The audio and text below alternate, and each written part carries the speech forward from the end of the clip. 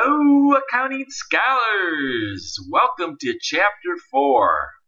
Hey, I don't know if you're as excited as I am about Chapter 4, but this is by far the best chapter we've had so far. It's all about how you use accounting information to make very, very powerful accounting decisions. If you ever own a business, if you ever become a manager or director of a business, these tools that you're going to pick up today are going to be invaluable. Okay, so let's review a little bit. We've started on this journey, and in Chapter 1 we learned a little bit about the basic business functions. In Chapter 2, we explored the activities involved in the basic business processes, and in Chapter 3, we examined the activities in the operating sub-processes, specifically revenue, expenditure, and conversion. And then we actually did some little algebra and figured out how revenues and costs vary based upon operating activity. So, we've got a strong foundation, and the question is, okay, how does the stuff we've learned so far relate to this particular chapter?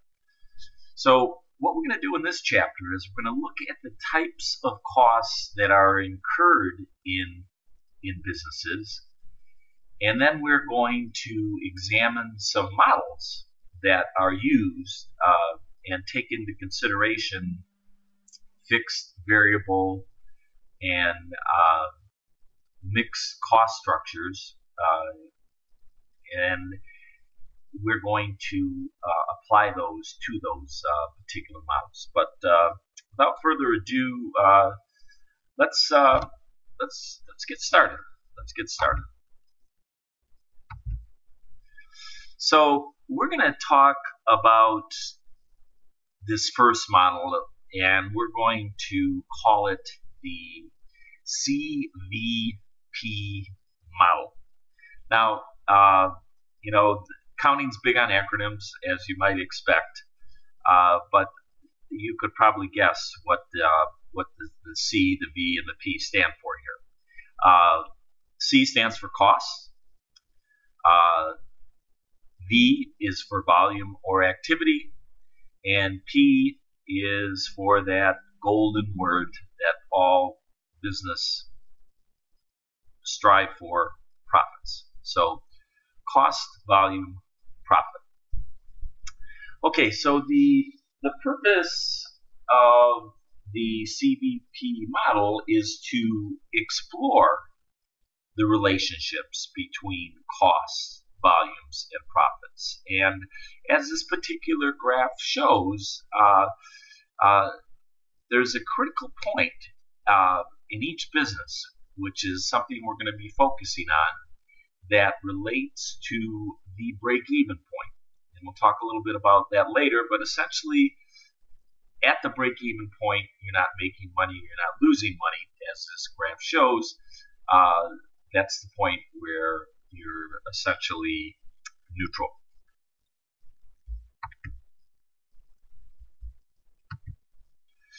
Okay, so what is the cost, volume, profit, or CVP model? There's several assumptions, and typically these assumptions are defined by linear relationships, and they can get pretty complex, as the graph on the right shows. But by linear relationships, this relates to the selling price, and we assume that that's a constant, typically in the per unit sold. If Apple's selling the iPhone for $400, we assume that's a constant throughout the analysis cycle that we're employing. We also assume the variable cost is a constant per unit in terms of production. Again, this is over the relevant range as we talked about in the previous chapter. And then we talk about fixed costs, which are also a constant in terms of the relevant range of units that we're talking about. And so these relate to or interrelate to determine the cost, volume, profit model. Okay, so this is an expanded version of some of the previous charts you looked at, but this is a common model that we're going to be referring to in much of our discussion today. So as you can see on the vertical axis of this particular graph, you have dollars defined, and dollars that are going to be accounted for here are going to be both cost information and in terms of dollars and revenue information. You also have the units produced and sold. So you're not only talking about production, but you're also talking about the selling. And these particular axes will allow us to make some key determinations. For instance, this is the total revenue curve. This is the total cost curve. And as you can see, this is the point where the revenue curve crosses the cost curve. And as we talked about earlier, that is the break-even point. And as you look at this particular area, right, this would be considered the loss area, and this would be considered the profit area, and therefore, again, the break-even point.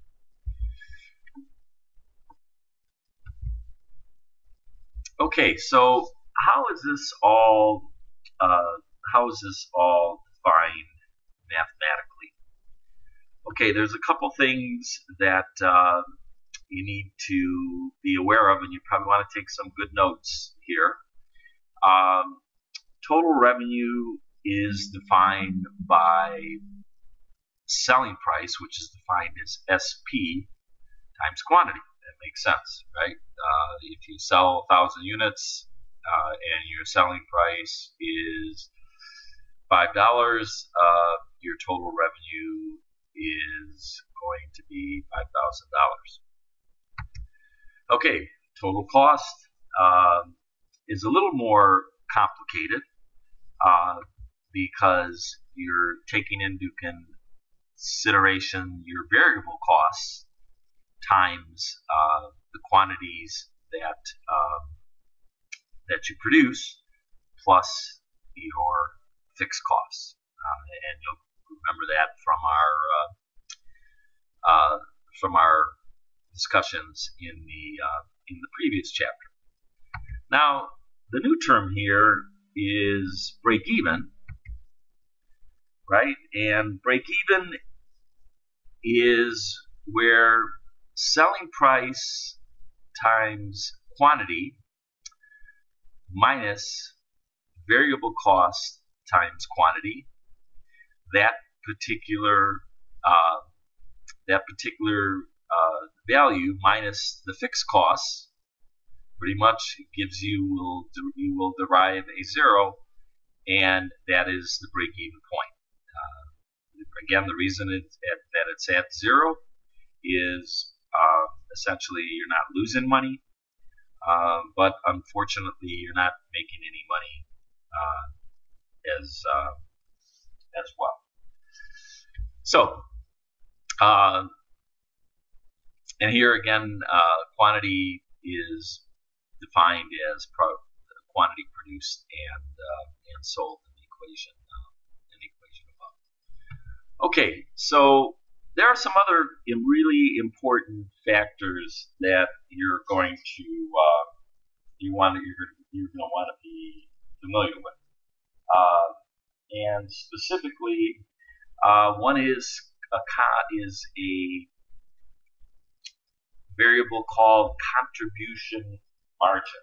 Now, sounds a little complicated, but really it's relatively straightforward.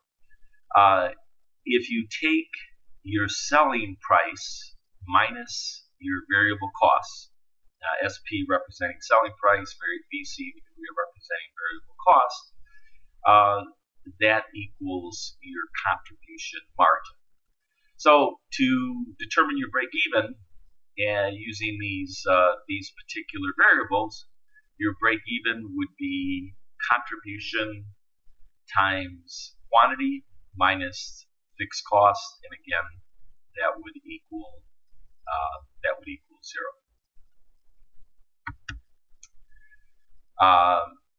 Now, your target profit before taxes can be determined based upon this particular formula. So if we define target profit before taxes as P here, as you can see, you would basically follow that same particular logic: contribution margin times quantity minus fixed cost equals profit. So let's say you had a profit objective of $100,000. Your P would be $100,000, and then you would then determine the various variables to reach that particular profit. Now, if you have a business, and we haven't talked much about this, but if you have a business and you are profitable, Uncle Sam is going to take a piece of the action. So how does that work? Well, it gets a little more complicated, but essentially you have to account for the tax rate. So if you were to use this particular equation, you take contribution margin times quantity minus your fixed cost, and the equation to take into account profit after tax would be profit divided by numeric 1 minus your particular tax rate. Okay, guys, we got off to a great start here. We're going to be moving on now to some actual behavioral variables, but that will be in the next video. I hope you guys have a great evening, and we'll talk to you tomorrow night.